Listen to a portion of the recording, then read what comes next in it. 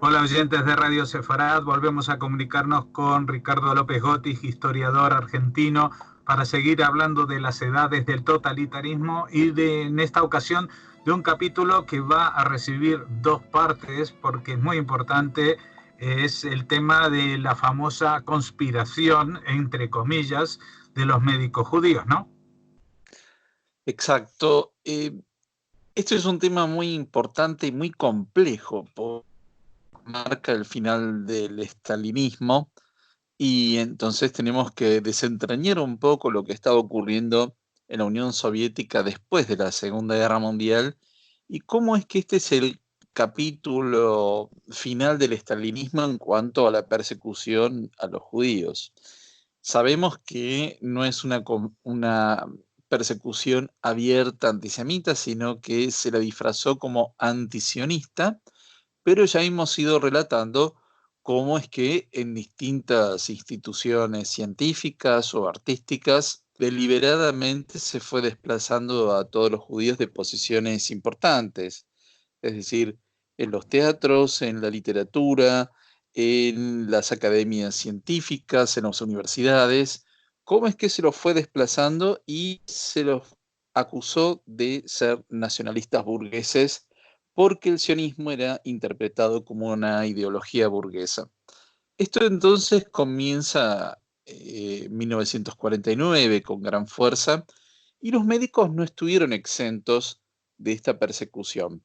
Eh, Comienza una purga y desplazamiento de los médicos judíos de las academias, de los centros universitarios y de los hospitales que estaban ubicados en los lugares más poblados de lo que es la Rusia europea, es decir, por ejemplo, lo que eran Leningrado y Moscú. Leningrado es el actual San Petersburgo, y fueron desplazados muchos hacia las zonas más periféricas de la Unión Soviética, es decir, a lo que era la parte más lejana de Asia, lo que genéricamente llamamos Siberia, también hacia las regiones más próximas al Océano Ártico, es decir, aquellas en las que no había población judía porque, a ver, en el imperio zarista los judíos solo podían vivir en lo que se llamaba la zona de residencia, que era la Rusia europea y la actual Ucrania. Pero vamos a ir viendo cómo se comienza a desarrollar esta purga antisemita específicamente contra los judíos, porque a un grupo de médicos se los va a acusar de complotar para matar a los principales líderes del Partido Comunista y de la Unión Soviética. El personaje principal que fue, digamos, el detonante de esto fue el profesor Yakov Ettinger, quien había sido médico en el Kremlin, había estado vinculado al Comité Judío Antifascista y era un firme partidario, tras terminar la Segunda Guerra Mundial, de que se creara la República Autónoma Judía en la península de Crimea. Esta era una de las propuestas que había hecho el Comité Judío Antifascista. El profesor Ittinger tenía un problema personal que no es muy conveniente en un país totalitario y parece ser que era muy hablador. Él hablaba mucho, como decimos en Argentina, no tenía filtro, es decir, decía lo que se le ocurría ante cualquier persona y entonces hacía muchas críticas hacia lo que era el liderazgo del partido y hacia la Unión Soviética, pero tengamos en cuenta que en un sistema autoritario ninguna crítica es bienvenida y mucho menos en un régimen totalitario. Hay una visión monolítica de lo que debe ocurrir y entonces eh, se buscaron varios testimonios en contra del profesor Ettinger y se lo acusó de tener conversaciones antisoviéticas. Quien va a presentar esta acusación, porque tengamos en cuenta que Ettinger era un personaje muy importante para el Kremlin, y el ministro de Seguridad Interior, de Seguridad Estatal, Abakumov, va a informar a Stalin sobre las conversaciones antisoviéticas del profesor Ettinger.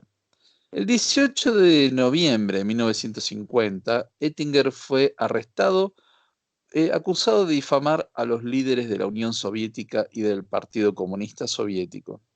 Y en este contexto, tanto su hijo como su esposa fueron obligados a testificar en su contra.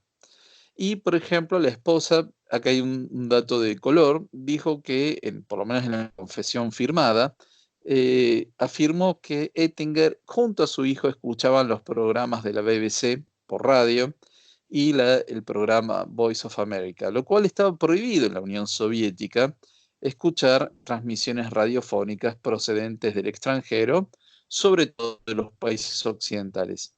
Esto para que tengamos en cuenta también el clima de persecución y de histeria que estaba reinando en la Unión Soviética de posguerra. Bueno, Oettinger, cuando se lo detiene y, digamos, es interrogado, él dijo que las críticas que él hacía a la persecución antisemita en la Unión Soviética eran totalmente fundadas. Este es un caso muy interesante porque él no niega haber hablado. Él dice, sí, yo hablé y yo hice estas críticas. Por lo menos acá un caso de valentía inusual en este contexto de persecuciones en las que cada uno buscaba salvarse de algún modo. Y entonces él dice, no, no tenía nada que confesar, porque él realmente había hecho esas críticas y él consideraba que estaban muy fundadas. De ahí que él va a ser recluido en la prisión de Lefortovo en 1951 y acá va a aparecer un personaje clave de esta persecución a este supuesto complot de los médicos judíos. Acá va a aparecer un personaje que tenía grandes ambiciones de ascenso social y político, como era el teniente coronel Mikhail Ryumin.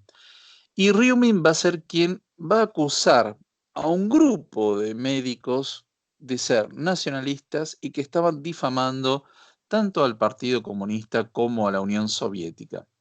Y él va a hacer un largo listado, más de 20 médicos, de médicos judíos, todos ellos, y lo va a remitir al ministro Víctor Abakumov, que era el ministro de Seguridad Estatal. Bueno, Oettinger murió en prisión en marzo de 1951 porque no pudo resistir las condiciones infrahumanas de esas prisiones. Él estaba recluido en una celda mínima, muy húmeda, muere en prisión. Obviamente el parte médico va a ser que tuvo un paro cardiorrespiratorio, lo cual, digamos, no indica nada. Sabemos que eso, todos mueren de un paro cardiorrespiratorio, pero vamos a ver que este va a ser el punto inicial para una serie de persecuciones y acá el teniente Riomen va a ir cobrando cada vez más importancia. Él ya en junio de 1951 directamente envía una carta a Stalin, es decir, fijémonos el personaje, la ambición que tenía, que le manda directamente una carta a Stalin acusando al ministro Abakumov de que prohibía que se realizaran más interrogatorios e investigaciones en torno al profesor Oettinger y los planes terroristas que él tenía. Es decir, que un interrogador que tenía grandes ambiciones decide acusar a su propio ministro de que estaba conspirando también a favor de estos planes terroristas. Bueno, ¿qué ocurre con Abakumov? Él va a quedar detenido justamente por esta acusación. Es decir, que eh, era muy sencillo. Uno podía mandar una carta firmada o de carácter anónimo y en este contexto de gran paranoia que estaba desarrollando Stalin y que quería encontrar algún tipo de complot en su contra, porque esto es muy importante señalarlo, él quería que el servicio de seguridad le demostrara que había un complot para matarlo. El Comité Central del Partido Comunista Soviético dio órdenes de investigar el sabotaje de los médicos judíos contra líderes del partido y del gobierno. Y entonces Stalin encargó a un nuevo ministro de Seguridad Estatal, que se llamaba Semyon Ignatiev, que desenmascarara al grupo de los doctores terroristas. Así lo llamaban, los doctores terroristas. Es decir, que ya no hacía falta investigar, sino que había que demostrar que esta conspiración existía. Bueno, acá Ryu Min, que empieza su ascenso como funcionario en la estructura del Ministerio de Seguridad Estatal, va a quedar a cargo del Departamento de Investigaciones de Casos de Especial Importancia dentro del Ministerio de Seguridad Estatal. Es decir, que ya comienza a ocupar cargos relevantes y él retoma el armado del caso en torno al profesor Oettinger. Es decir, la muerte de Oettinger no es suficiente, sino que lo que quería era demostrar que había un grupo ya armado de médicos que estaban conspirando para matar a Stalin y los principales líderes del partido. Nuevamente se interrogó al hijo, que estaba deportado digamos, en lo que era la Rusia asiática, cerca de Siberia, y acá va a aparecer también otra acusación, que va a ser a una médica judía, la doctora Sofía Karpay, que también se la convoca para ser interrogada y se le presenta una confesión. Ella debía confesar que había formado parte de un complot junto al profesor Oettinger, y ella se niega a firmar esa confesión. Acá tenemos otro caso de alguien que deliberadamente se niega a firmar la confesión escrita que se le había presentado, y a la doctora Sofía Karpay se le acusaba ya más detalladamente, más precisamente, de haber participado en la muerte deliberada de dos de los principales líderes del Kremlin, que habían sido Shcherbakov y Zhdanov. Y a esta conspiración ya se le ponía el mote de terrorista.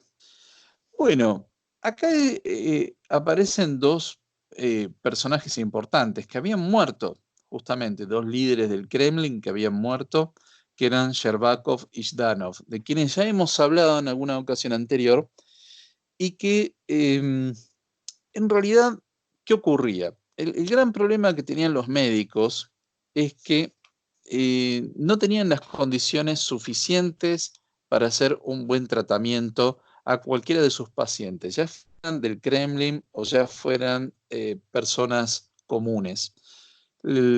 Había un gran deterioro de los hospitales, de las condiciones higiénicas, de los equipamientos, de las medicinas, con lo cual ni siquiera aquellos que formaban parte de la cúpula dirigente, de la élite dirigente del Partido Comunista, estaban en condiciones médicas suficientes. Y por otro lado, esto también hay que tenerlo en cuenta, ninguno de ellos tenía un estilo de vida saludable.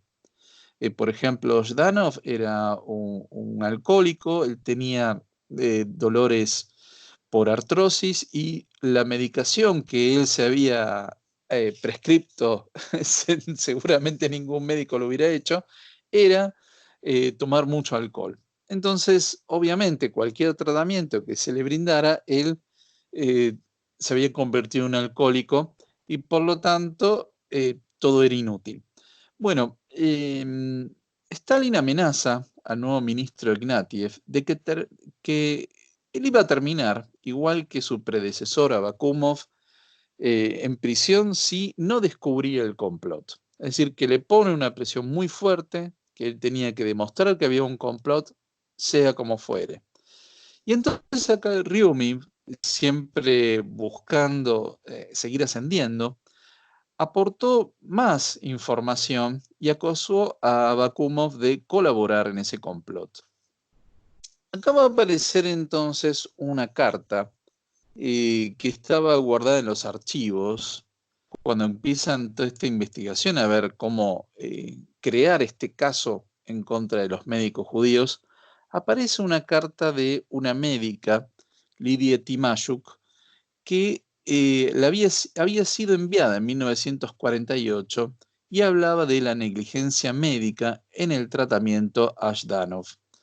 Esta carta la sacan de los archivos, la recuperan y también empiezan a llegar al Ministerio de Seguridad Estatal una serie de cartas de carácter antisemita sobre los médicos que atendían en el Kremlin. Justo, digamos, todas eran cartas anónimas, no tenían firma y hablaban directamente de los judíos. Ni siquiera se preocupaban en usar los eufemismos como los cosmopolitas, los apátridas, los sionistas, sino que simplemente ya hablaban de los médicos judíos y cómo es que iban complotando contra los principales líderes del partido. Todos esta documentación, y esto hay que señalarlo, se encuentra en los archivos de la KGB. Es decir, que son accesibles a los investigadores y por eso hoy se puede llegar a todo esto. Bueno, en este contexto, entonces, es que Mikhail Ryum se vuelve viceministro de Seguridad del Estado. Y entonces él prepara un informe muy extenso, muy detallado, culpando a Oettinger, a los profesores Lang, Vinogrado, Busalov y otros médicos de matar deliberadamente a Shcherbakov y Zhdanov y que eran los primeros pasos hacia la eliminación de los principales líderes de la Unión Soviética y del Partido Comunista y que obviamente ese complot iría dirigido contra Stalin, que en esos momentos era una persona que vivía prácticamente recluido y sin contacto social alguno. Bueno, vemos que es una historia apasionante y que todavía tendremos que esperar a la semana próxima para saber su desenlace, aunque ya podemos adivinarlo. Te agradecemos como siempre, Ricardo López Gotti, tus explicaciones que nos hacen comprender esta época terrible de la Unión Soviética, pero que, como hemos visto, era extensible a toda la parte que está bajo su dominio en aquella época, finales de los 40, principios de los 50. Hasta la próxima entrega. Gracias.